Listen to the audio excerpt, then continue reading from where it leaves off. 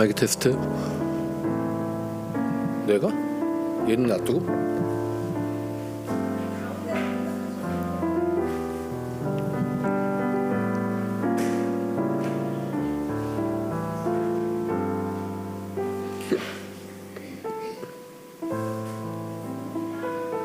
네?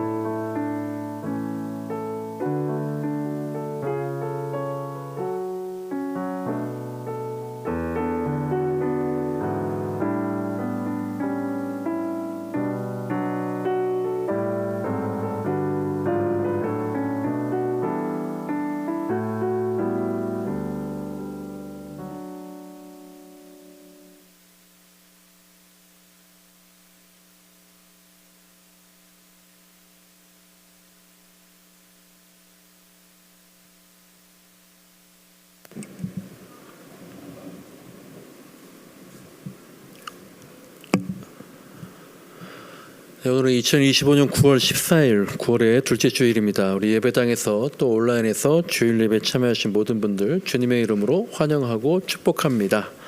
우리 함께 침묵으로 기도하시며 예배하겠습니다.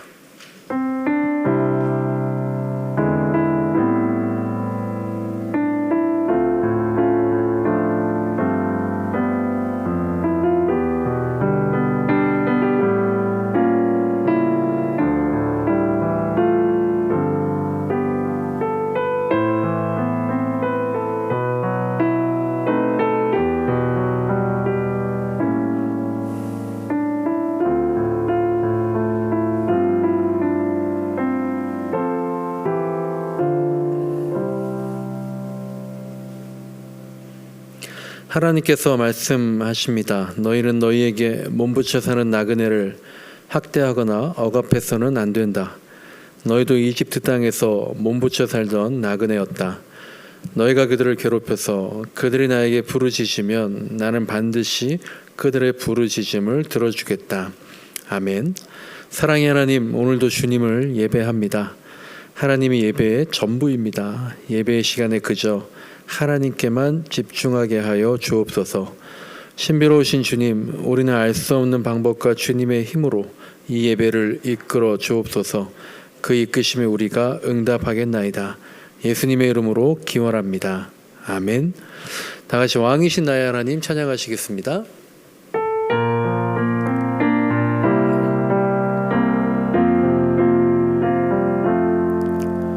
왕이신 나의 하나님,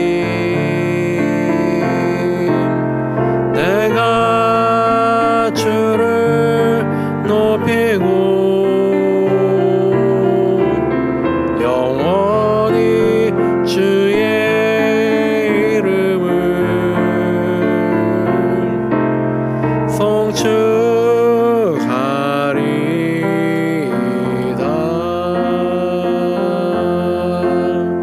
왕이신 나의 하나님,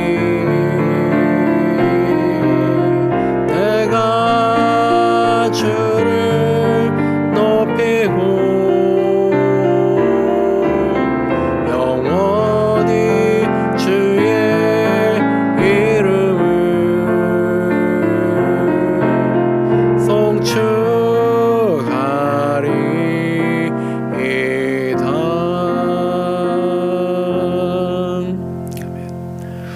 우리 이 시간은 하나님과 나만이 아는 죄를 생각하며 각자 침묵으로 고백의 기도를 드리겠습니다.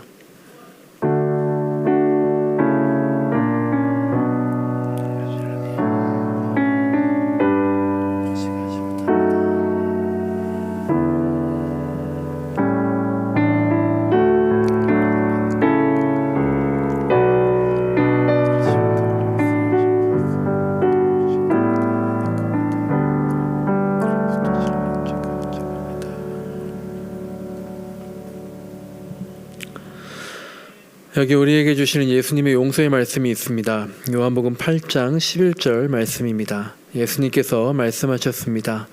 나도 너를 정죄하지 않는다. 가서 이제부터 다시는 죄를 짓지 말아라. 아멘. 사도신경으로 우리의 신앙을 고백하겠습니다. 나는 전능하신 아버지 하나님, 천지의 창조주를 믿습니다. 나는 그의 유일하신 아들 우리 주 예수 그리스도를 믿습니다. 그는 성령으로 잉태되어 동정녀 마리아에게서 나시고 본디오 빌라도에게 고난을 받아 십자가에 못 박혀 죽으시고 장사된 지 사흘 만에 죽은 자 가운데서 다시 살아나셨으며 하늘에 오르셔 전능하신 아버지 하나님 우편에 앉아 계시다가 거기로부터 살아있는 자와 죽은 자를 심판하러 오십니다. 나는 성령을 믿으며 거룩한 공교회와 성도의 교제와 죄를 용서받는 것과 몸의 부활과 영생을 믿습니다. 아멘. 성시교독입니다. 성시교독은 교독문 3번 시편 4편입니다. 우리 초대교회 때 계속해서 이 성시교독을 했었던 전통을 이어가는 겁니다. 내 의에 하나님이여 내가 부를 때에 응답하소서. 곤란 중에 나를 너그럽게 하셨사오니 인생들아 어느 때까지 나의 영광을 바꾸어 욕되게 하며 여호와께서 자기를 위하여 경건한 자를 택하신 줄 너희가 알지어다. 너희는 떨며 범죄하지 말지어다. 자리에 누워 심중에 말하고 잠잠할지어다. 여러 사람의 말이 우리에게 선을 보일 자 누구뇨 하오니 주께서 내 마음에 두신 기쁨은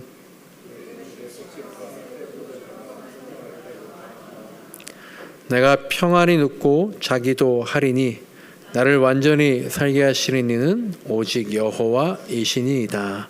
아멘. 정영진 집사님 우리를 대표해서 기도해 주시겠습니다.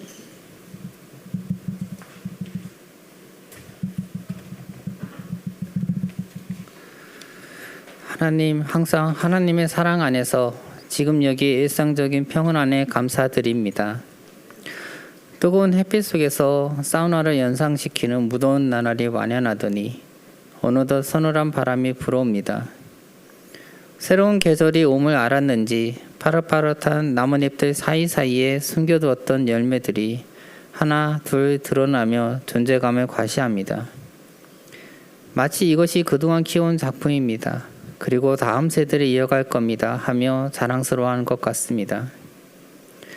이렇게 변화하는 세상 속에서 이어지는 삶과 흔적들은 멈추지 않는 생동감과 긴 여운을 남기는 감동을 선사하기도 하고 사라져간 것들에 대해 아쉬움과 슬픔을 느끼기도 합니다.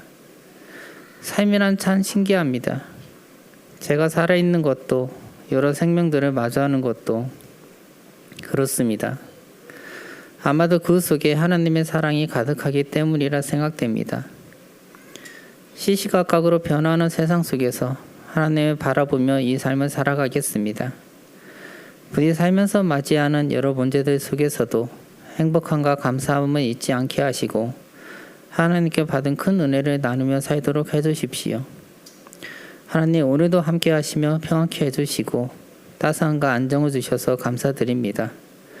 예수님의 이름으로 기도드립니다. 아멘.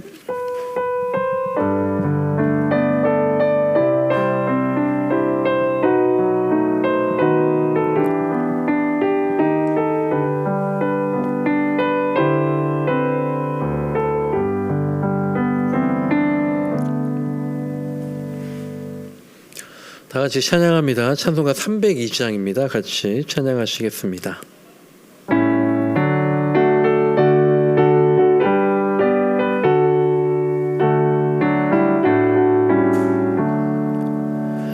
내 주 하나님 넓고 큰 은혜는 저 큰 바다보다 깊다. 너고 다주를 끌려 깊은 애로 저 한가운데 가보라. 언덕을 떠나서 장파에 뱉띠오. 내 주 예수 은혜의 바다로 내 맘껏 쳐가라. 왜 너 인생은 언제나 거기서 저 큰 바다 물결 보고 금이 모르는 깊은 바다 속을 한번 헤아려 한번아. 언덕을 떠나서 장파에 뱉띠오. 내 주 예수 은혜의 바다로 내 맘껏 쳐가라. 많은 사람이 얕은 물가에서 저 큰 바다 가려다가 찰싹거리는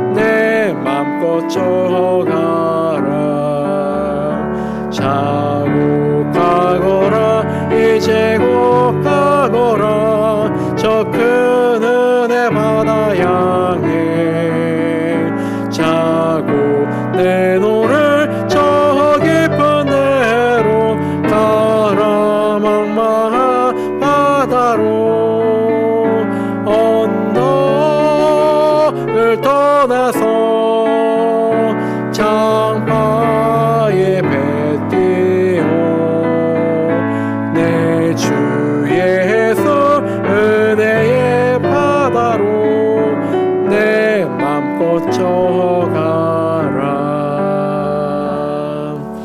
아멘. 네, 광고하겠습니다. 오늘도 함께 예배 참여하시는 모든 분들 주님의 이름으로 환영합니다. 우리 함께 인사합니다. 예배드리니 살 것 같습니다. 예배드리니 살 것 같습니다. 네, 예배드리고 살아났으면 좋겠습니다. 네, 이번 달 목요 찬양과 기도는 셋째 주일 지난 목요일 9월 25일에 있습니다. 9월 25일 저녁에 목요 찬양과 기도가 있습니다. 오늘도 예배 후에 나눔과 교제 시간을 갖습니다. 우리 말씀 보겠습니다. 오늘 말씀은 출애굽기입니다. 출애굽기 14장 21절과 22절 말씀입니다.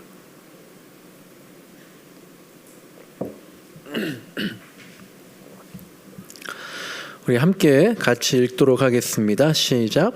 모세가 바다 위로 팔을 내밀었다. 주님께서 밤새도록 강한 동풍으로 바닷물을 뒤로 밀어내시니 바다가 말라서 바닥이 드러났다.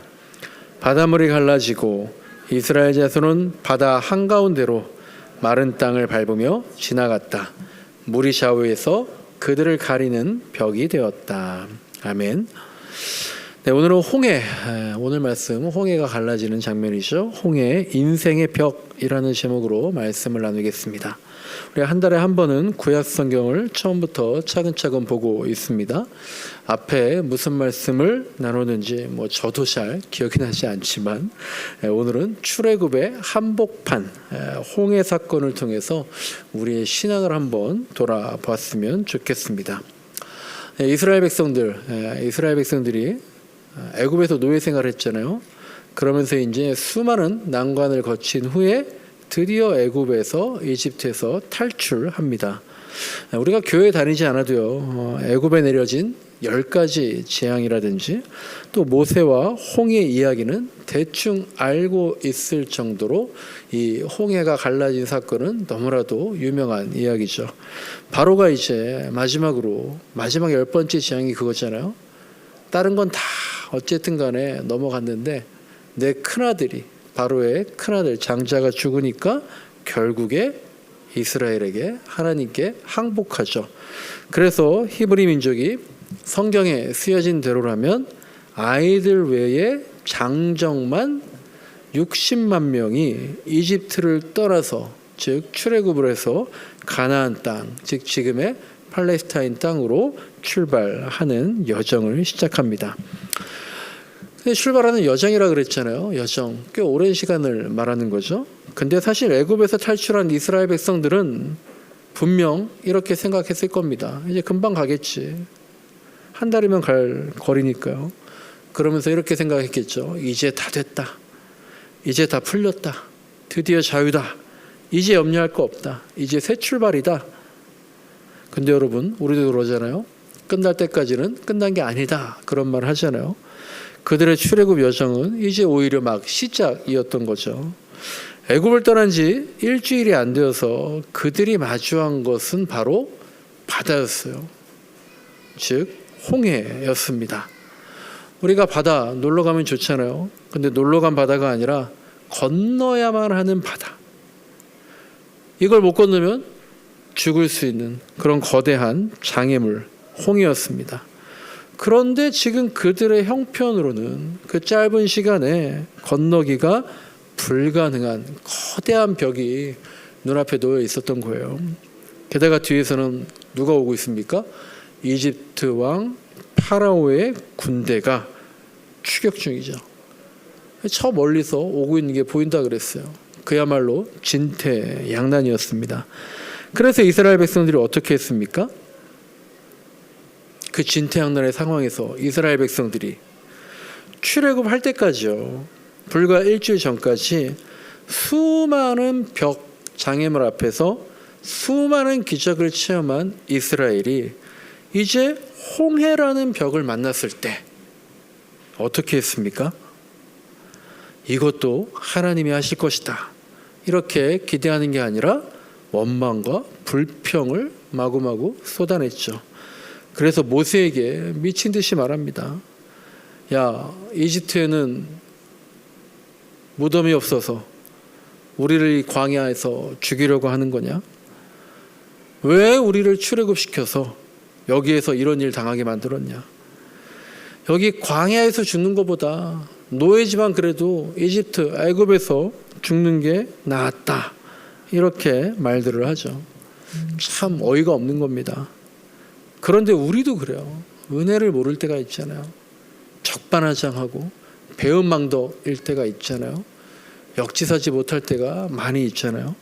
그러니까 또 어떻게 이스라엘 백성들을 어떻게 이러냐, 그렇게 말할 수도 없는 것 같아요. 어쨌든 애굽에서 노역하면서 너무 힘들다고 울부짖은 게 바로 이스라엘 백성들이었거든요. 그 울부짖음, 부르짖음을 들으시고 하나님이 응답해 주시고 그래서 구원해 주신 건데, 홍해라는 벽, 이건 도저히 지금 안 될 것 같아, 이제 다 끝났어, 다 죽었어, 그런 상황이 오니까 원망이 먼저 터져 나오더라라는 겁니다. 여러분, 홍해, 여기서 홍해는 뭘까요? 오늘날 우리한테는 무엇을 상징하는 걸까요?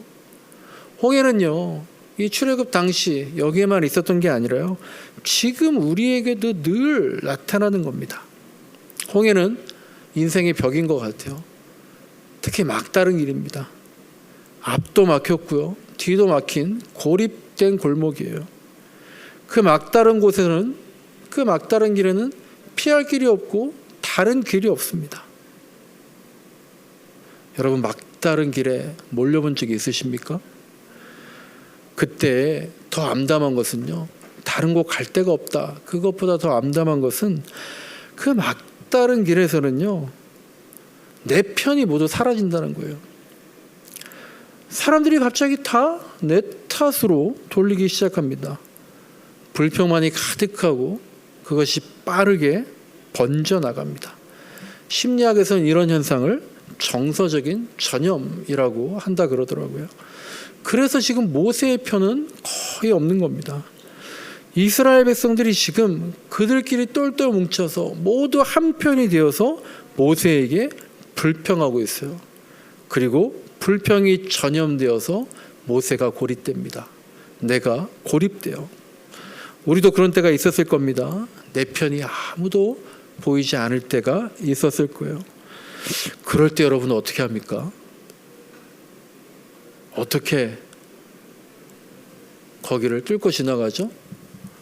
여러분의 직관, 여러분의 뚝심, 그걸로 그 길을 뚫어 나갔습니까? 아니면 하나님을 의지하고 하나님의 방법으로 따라갔습니까? 이게 가장 중요한 겁니다. 나는 무엇으로 거기를 뚫어 나갔었나? 모세는 어떻게 했을까요? 모세는 불평하는 사람들에게 이렇게 말합니다. 두려워 마세요. 여러분, 당신들은 가만히 있어서, 그렇죠? 가만히 있어서 주님께서 오늘 당신들을 어떻게 구원하시는지 지켜보기만 하면 됩니다. 주님께서 당신들을 구하시려고 싸울 거니까 당신들은 진정하십시오. 그렇게 말을 했습니다.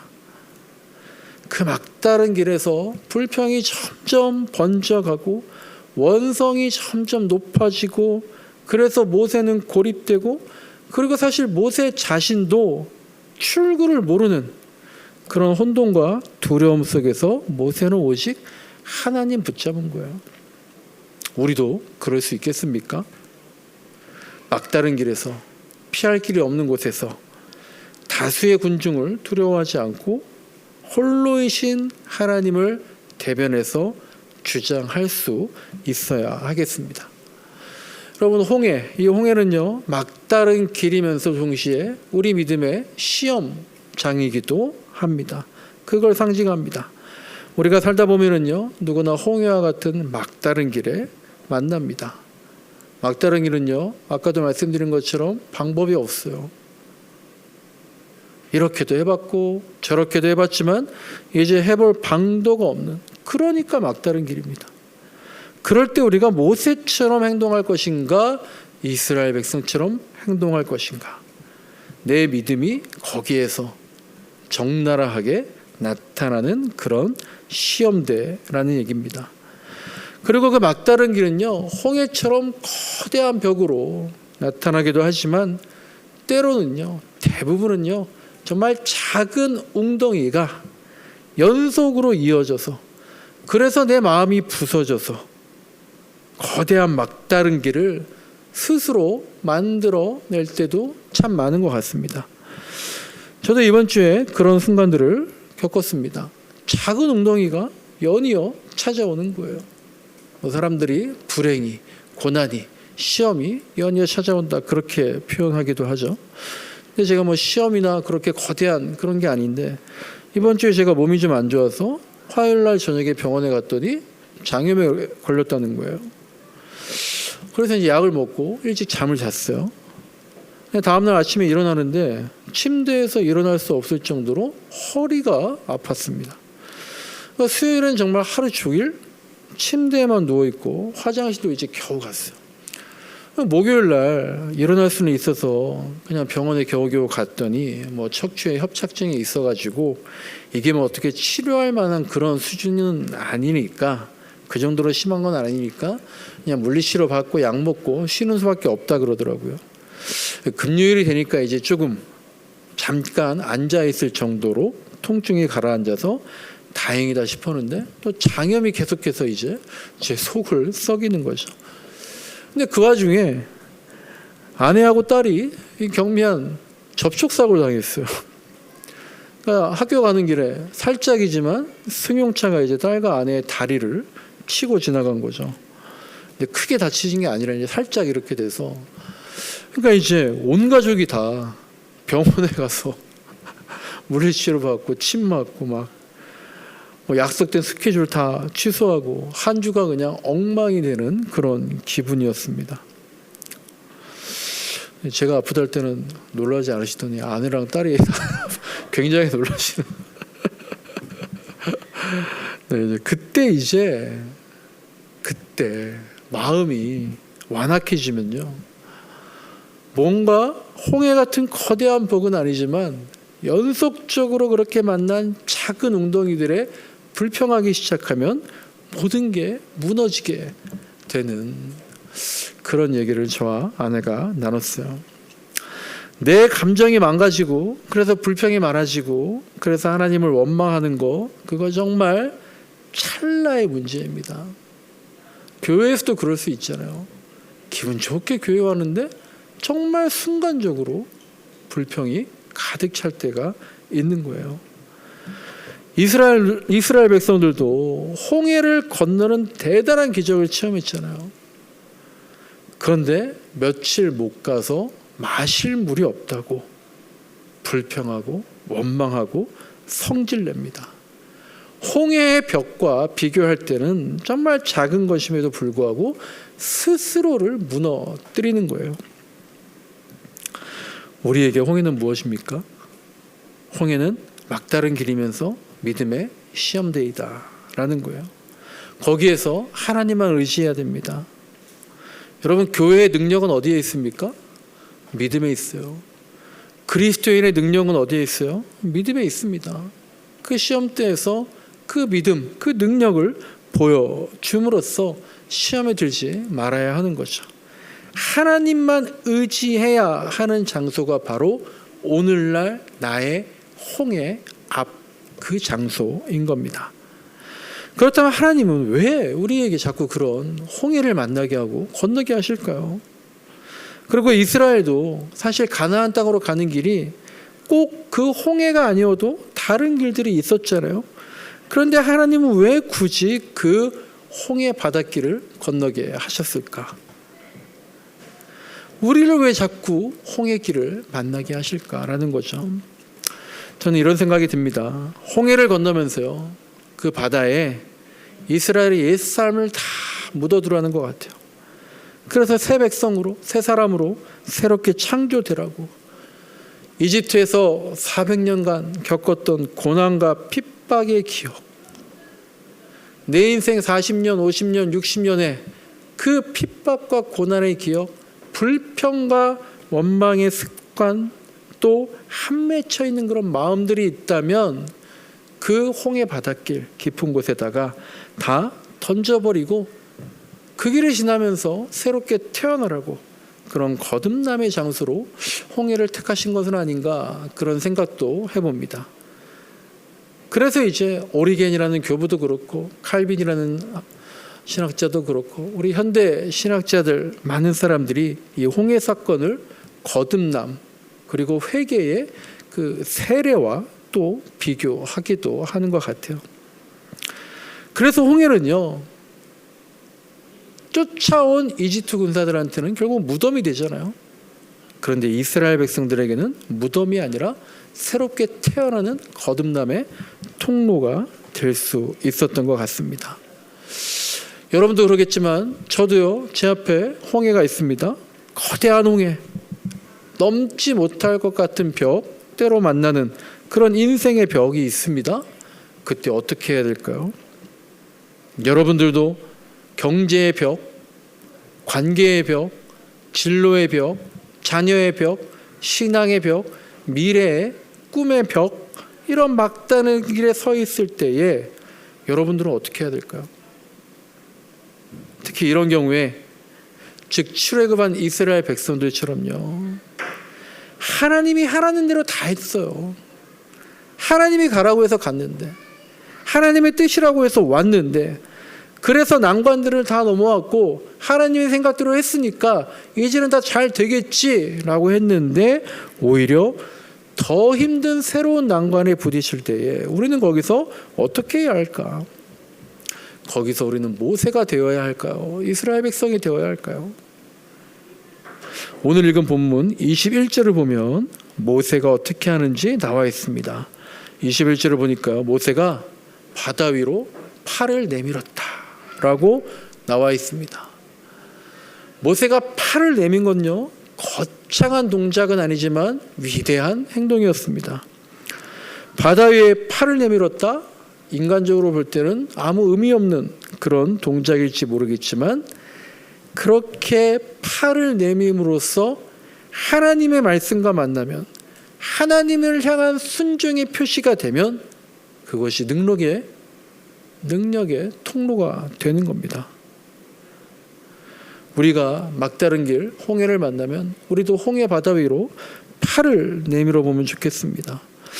인생의 막다른 길에서, 인생의 벽에서 보이지 않지만 그 너머에 분명히 계신 하나님께 팔을 한번 내밀어 보십시오. 그래서 나에게 있는 문제들, 그 홍해 앞바다, 그것들만 들여다보지 말고 문제 너머에 하나님을 향해서 믿음의 팔을 내밀어 보십시오. 그러면 그때 어떤 일이 일어납니까? 무슨 일이 일어납니까? 밤새도록 강한 동풍이 밀려와서 바닷물을 밀어내서 바닷물이 갈라지고 바닷물이 말라서 바닥이 드러난다라는 거예요. 내 관계의 벽에서도 그렇습니다. 내가 먼저 손을 내밀면 상대의 벽이 갈라지고 마음의 문이 열리는 겁니다. 레미제라블이라는 영화를 보니까 거기에 보면 그런 게 있잖아요. 장발장이 은촛대를 훔치고 붙잡혔을 때 그 신부님이 이것도 가져가라고 말하면서 또 다른 은촛대를 내밀어 주잖아요. 그것이 장발장의 인생의 벽을 허물고 그의 인생을 뒤집어 놓은 겁니다. 우리가 홍해라는 인생의 벽을 만나면 그 위로 손을 내밀기를 원합니다. 손을 내미는 건요, 내가 할 수 없다는 항복의 의미인 것 같아요. 손을 내미는 건요, 하나님이 하신다는 순종의 의미입니다. 그런 의미로 손을 내미는 겁니다. 불평하지 않겠습니다 라고 하는 신뢰의 표현인 거예요. 바뀔 수 있다라는 믿음의 표현입니다. 손을 내민다는 건 위대한 도전이 시작이 된다라는, 그렇게 모세가 손을 내밀었던 겁니다. 그러면 그 순간에 하나님의 바람이, 루하흐가, 성령의 숨결이 밤새도록 부는 걸 볼 수가 있다라는 거예요. 밤새도록 바람이 분다라는 건 뭐예요? 일순간에, 한순간에 모든 게 바뀌지가 않는다라는 거예요. 처음에는 바닷물이 줄어드는 것조차 모를 수가 있어요. 하지만 밤새도록 바람이 분다는 것은 밤새도록 계속해서, 밤새도록 성령님께서 나와 함께 호흡하신다는 것이고, 그 인생의 벽이 무너지는 내내 전율과 설렘을 느끼게 된다는 겁니다. 그리고 그때가 바로 성령이 충만한 때인 거죠. 오늘 본문 보시면요, 세 가지 장면이 나옵니다. 먼저 조금 전에 말씀드렸던 하나님의 동풍이 나오죠. 인간의 힘으로는 불가능한 벽을 하나님이 동풍으로 밀어주신다는 겁니다. 둘째로는 마른 땅이 나옵니다. 바다가 마르고 그래서 바닥이 드러났다라는 거예요. 지금 강릉에 바닥이 드러났잖아요. 마른 땅이 가뭄일 때에는 너무나 안타까운 현상이지만 바다를 건널 때에는 너무나 반가운 길인 겁니다. 내 인생의 길이 때로는 마른 땅으로 보일 수 있지만, 그래서 거칠다고 힘들다고 느낄 때가 있지만, 하지만 여러분, 그 마른 땅이 내 인생을 가로막고 있던 홍해가 갈라져서 그렇게 된 마른 땅이구나 라고 생각해 보십시오. 그보다 더 좋은 길은 없는 겁니다. 세 번째로는 본문에 좌우에 물벽이 나옵니다. 홍해와 같은 인생의 벽은 내 앞을 막았지만 하나님은 그 벽을 좌우로 이동시키셔서 내 앞을 터주시고 좌우로 물을 가리고 막아주셨습니다. 근데 사실 이 말씀대로라면 참 두려운 상황이에요. 아이들이 아쿠아리움에서 유리벽으로 좌우를 가로 막아 놓았음에도 불구하고 거기에 있는 커다란 물고기 두려워하는 것처럼, 또 우리 성인들도 높은 산에 가서 유리바닥으로 만든 다리를 건너갈 때에 되게 두려운 마음이 드는 것처럼, 그 좌우에 물벽이 있다는 건 우리를 두렵게 만드는, 우리를 또 시험에 들게 하는 그런 장면일 수도 있는 겁니다. 하지만 하나님이 좌우에 물벽을 만들어 놓으신 건 그런 의도가 아니시잖아요. 그러니까 우리가 그 현상을 분별할 수 있는 눈을 가지고 있어야 돼요. 좌우의 물벽이 무서운 게 아니라 보호의 울타리구나 라고 볼 수 있는 그런 눈이 있어야 되고, 마른 땅이 하나님이 만들어주신 길이구나 그렇게 볼 수 있는 눈이 있어야 되고, 밤새도록 바람이 불면 이게 도대체 언제까지 부는 거야? 언제 물이 다 없어지는 거야? 이게 아니라 반드시 바닥이 드러날 것이라는 신뢰의 눈이 필요한 겁니다. 그런 신앙의 눈을 가진 사람이 홍해를 건너고 인생의 벽을 건너갈 수가 있는 겁니다. 우리가 연어 이야기 다 아실 겁니다. 연어는 바다에서 살다가 산란할 때가 되면 강으로 가죠. 그 강이 어떤 강입니까? 자기가 태어난 강입니다. 그리고 그 태어난 자리는 항상 위쪽에 잔잔한 곳에 있어서 빠른 물살을 거슬러서 힘들게 올라가야 합니다. 바다에서 잘 살고 있다가 왜 거기까지 가서 알을 낳는지, 어떻게 그곳을 알고 찾아가는지 아직도 밝혀지지 않았다고 합니다. 우리는 그냥 그 현상을 회귀 본능이다 이렇게 말할 뿐입니다. 그리고 그런 연어의 본능은 사람의 눈으로 봤을 때는 이상하기도 하고 무모해 보이기도 하지만 사실 그것만이 연어에게는 생명을 이어가는 방법인 겁니다. 그렇다면 우리에게는 어떤 본능이 있습니까? 무슨 본능이 있습니까? 연어에게 회귀 본능이 있다면 우리에게 있는 신앙의 본능은 무엇입니까? 연어가 회귀 본능에 이끌려서 무의식적으로라도 강을 거슬러 올라가듯이 우리는 신앙 본능에 의해서 무의식적으로 하나님을 향해 가고 있느냐라는 거죠. 하나님의 형상으로 지음받은 우리는 하나님을 향해 거슬러 올라가는 믿음의 본능이 있는 거예요. 그래서 그곳으로 가야지만 생명이 이어지는 겁니다. 홍해라는 인생의 벽을 만났을 때 우리도 연어처럼 무모할지라도 무모해 보일지라도 하나님을 향해서 거슬러 올라가는 그런 본능대로, 즉 세상 눈에는 무모해 보여도 너 이 시간에 기도 붙잡고 있으면 어떡하냐, 지금 이 상황에 말씀이 보이냐, 지금 이 상황에 어떻게 정직을 선택할 수 있냐, 지금 네 형편에 무슨 사랑을 선택하고 있냐 라고 사람들이 무모하게 보는 그 길이 바로 연어와 같이 생명을 낳는 길, 이 세상을 새롭게 창조해 나가는 길이라는 것을 우리는 믿어야 한다라는 거예요.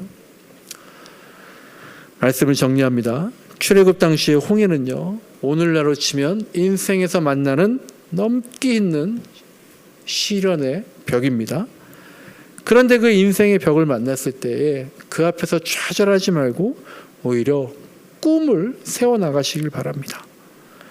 홍해를 만났을 때 하나님이 주신 노예에서의 해방의 꿈을 모세가 잊지 않았던 것처럼 우리 인생의 벽에 마주쳤을 때 하나님이 주신 비전, 오히려 그것을 다시 꿈꾸면서 밤새도록 숨을 불어넣어 주시는 하나님을 향해서 팔을 내미십시오. 예수님이 십자가에서 팔을 벌리신 것은 모든 것이 끝났다라는 것이 아니라 모든 게 새롭게 시작된다라는 거였잖아요. 우리도 하나님을 향해서 팔을 내밀어서 밤새도록 거치는 그 바닷물, 그래서 드러나는 그 마른 땅, 그곳을 향해서 믿음의 본능으로 거슬러서라도 올라가야 되는 겁니다. 그럴 때 우리에게 닥치는 인생의 벽을 넘어설 수가 있습니다.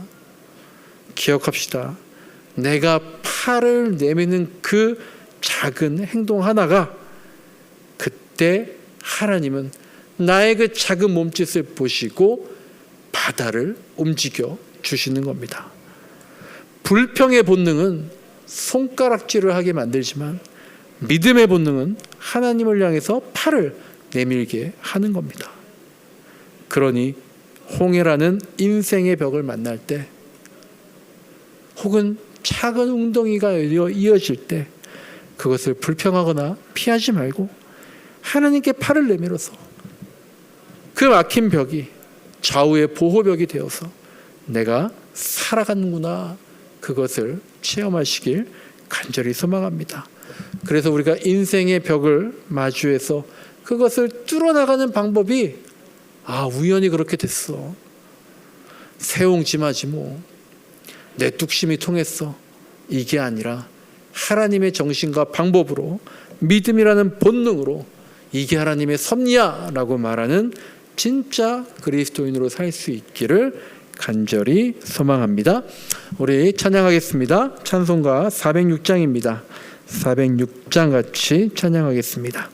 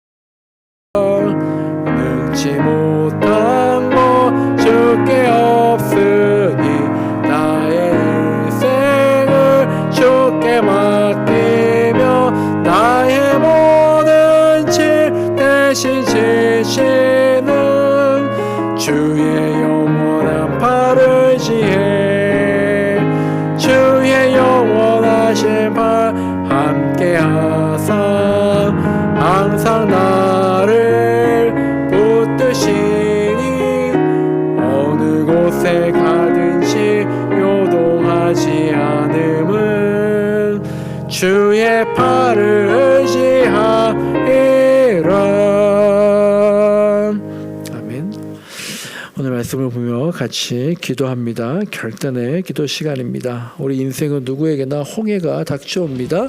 인생의 벽, 막다른 길이 닥쳐옵니다. 그때 어떻게 하셨습니까? 어떻게 하실 겁니까? 이스라엘 백성들처럼 하실 겁니까? 모세처럼 하실 겁니까? 내 직관과 내 뚝심과 내 의지로 뚫고 나갈 겁니까? 아니면 하나님께 조용히 팔을 내미실 겁니까?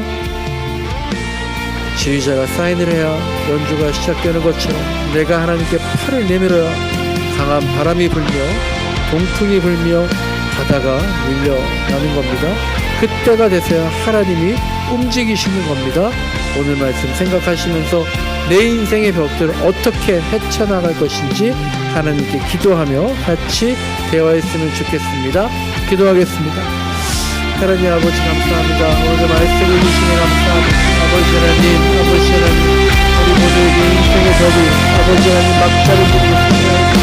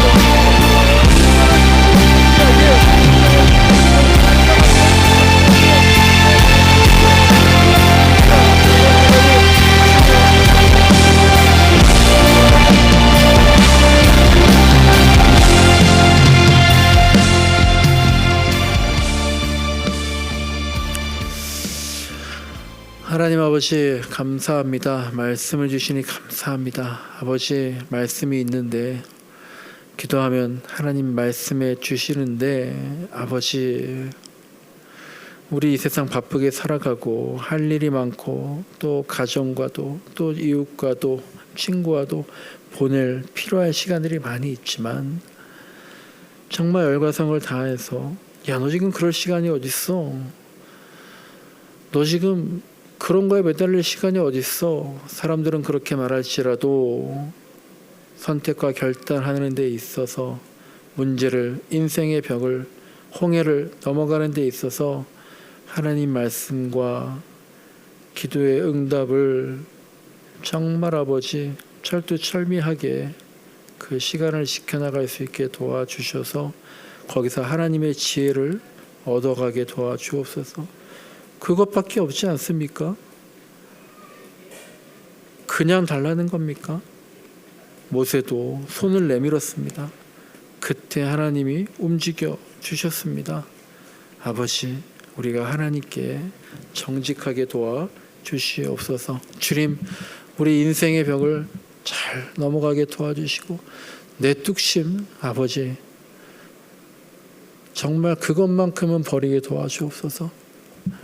하나님을 선택하는 뚝심으로 하나님과 함께하는 것으로 이 세상 헤쳐나가는 걸 체험하며 살게 도와주시길 간절히 소망합니다. 인생의 벽에서 많은 부분이 관계의 벽입니다. 모세가 하나님께 손 내밀었던 것처럼 너 왜 그렇게 바보같이 구냐? 사람들이 그렇게 말하더라도 우리는 하나님께 베풀었던 내밀었던 그 손을 그대로 사람에게 내미는 사랑의 모습을, 그게 바로 예수님께서 두 팔 벌리신 십자가의 정신이라는 걸 알고 살아가게 도와주시고, 그거 내가 감당할 수 없습니다. 하나님의 뜻으로 하나님의 힘으로 그렇게 살아가게 도와주시옵소서. 예수님의 이름으로 기도드립니다. 아멘. 봉헌 시간입니다. 봉헌 찬송으로 은혜를 같이 찬양하면서 모든 것이 주님의 은혜임을 고백하면 좋겠습니다.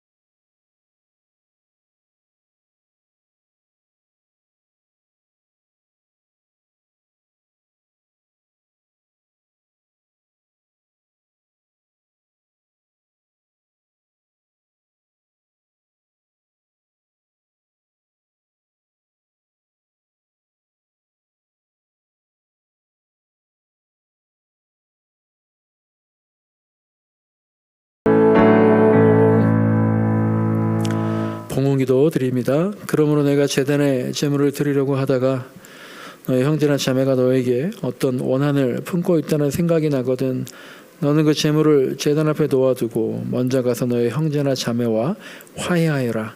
그런 다음에 돌아와서 제물을 드려라. 아멘. 하나님 감사합니다. 귀한 예물 드리게 하시니 감사합니다. 예물 드린 손길마다 축복하셔서 우리 인생에 걸쳐서 하나님께 더 많이 드리고 사람들에게 더 많이 베풀고 나누고 함께 할 때 그때 누리는 그 기쁨을 평생 누리는 은혜를 주옵소서. 또한 예물이 쓰이는 곳마다 하나님 나라가 널리 퍼질 수 있도록 역사하여 주옵소서. 예수님의 이름으로 봉헌기도 드립니다. 아멘.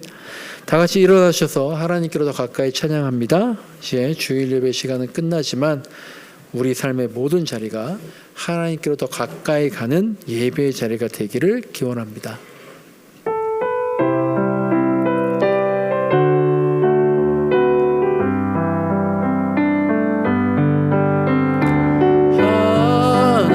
하나님께로 더 가까이 갑니다. 고통 가운데 계신 주님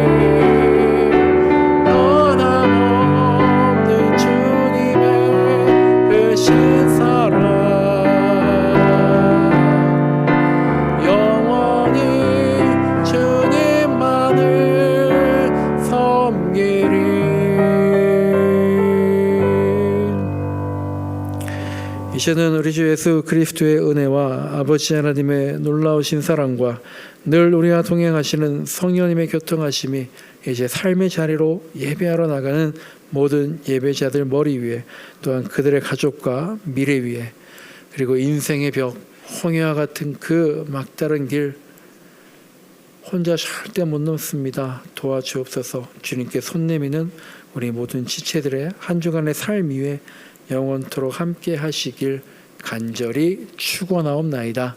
아멘.